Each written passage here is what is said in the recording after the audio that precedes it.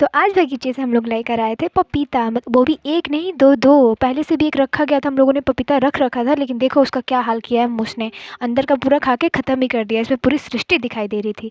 तो फिर हम लोगों ने पपीता छील, तो इसी को छीलने में हाथ से छलक रहा था, छिला भी नहीं रहा था जल्दी अच्छे से। फिर उसको छील के मैंने धोया और काटा। जब मैंने पपीते को काटा तो उसमें बिल्कुल बीज ही नहीं था। हमने देखा तो अरे वाह, इसमें तो बिल्कुल बीज ही नहीं है। फिर मैंने पपीते को काटा, पपीता मैं तो काट ही ली थी। अब मैं सबसे पहले अपनी बहन को खिलाती हूँ। तो पहले ले गई, उसको एक बाइट दिया तो उसने लिया और उसको अच्छा लगा खाने में भी।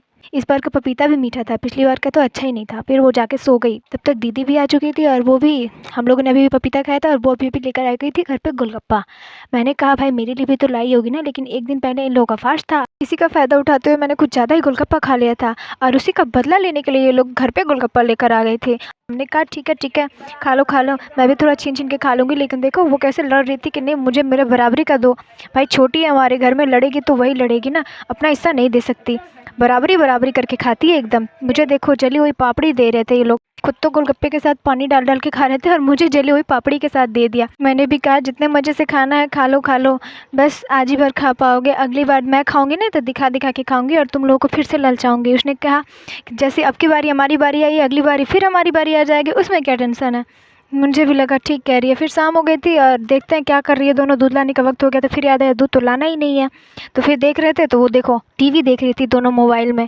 हमने कहा शाम हो गई उठ जाओ, तब तक दादी बाहर आ गई और बोली देखो ये किसका सिक्का है, मुझे तो समझ में नहीं आ रहा। हमने कहा अरे 10 का सिक्का है दादी, आँख तेज करवा लो। यहाँ पे मेरी बहन बैठ गई थी और बोल रही थी कि चल आज मैं तेरे स्केच बनाती हूँ, रियल में तो चुड़ैल लगती है और तुझे इंसान बनाती हूँ। मैंने कहा चल चल बना बना। और ये यहाँ जितना बना नहीं रही थी उतना हंस रही थी। हमने कहा हंस ले, पहली बार बना रही थी ना इंसान को, तो उसको हंसी आ गई। हमने कहा हंस ले अच्छे से हंस ले, दूसरे को नहीं अपनी बहन को ही बना रही है। तो वो और हंसने लगे। फिर उसके ठहाके बंद हुए तो हमने कहा अच्छे से ड्राइंग ही बना ले। तो उसने कहा ठीक है बनाती हो, तुम लोग भी क्या याद रखोगे, मैं इतना बढ़िया बनाऊंगी कि वो सच में चुड़ैल से इंसान लगने लगेगी। हमने कहा अच्छा बना ले, ठीक है बहन बना ले। तब तक आरती आ गई थी, हम लोग सिक्का ढूंढ ढूंढ के चले गए थे आरती लेने के लिए।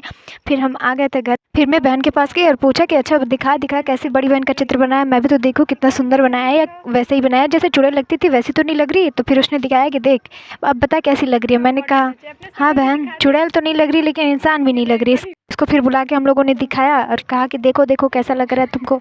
तो उसके तो ठहाके निकल पड़े। उसने कहा अरे मेरी और इसकी शक्ल तो मिलाओ, ये मैं लग रही हूँ तुम लोगों को। हमने कहा हाँ बिल्कुल लग रही है, देख तुझे इंसान बना डाला, बहुत खुशकिस्मती की बात है ना। तो उसने कहा चुप रहो तुम लोग, बहुत मजाक उड़ा रहे हो मेरा। हमने कहा देख देख ऊपर तेरा ही नाम लिखा है। उसने भी दिखाया देख ऊपर देख तेरा नाम लिखा है। वो चेहरा मिला रही थी, उसने नाम दिखाया। उसने कहा अरे इससे बढ़िया तेरा स्केच कोई नहीं बना सकता, ये स्केच मैंने बनाया है। तो उसने कहा हाँ बहन बहुत अच्छा बनाया और देखिए आपको भी पसंद आ रहा है ना इसका स्केच।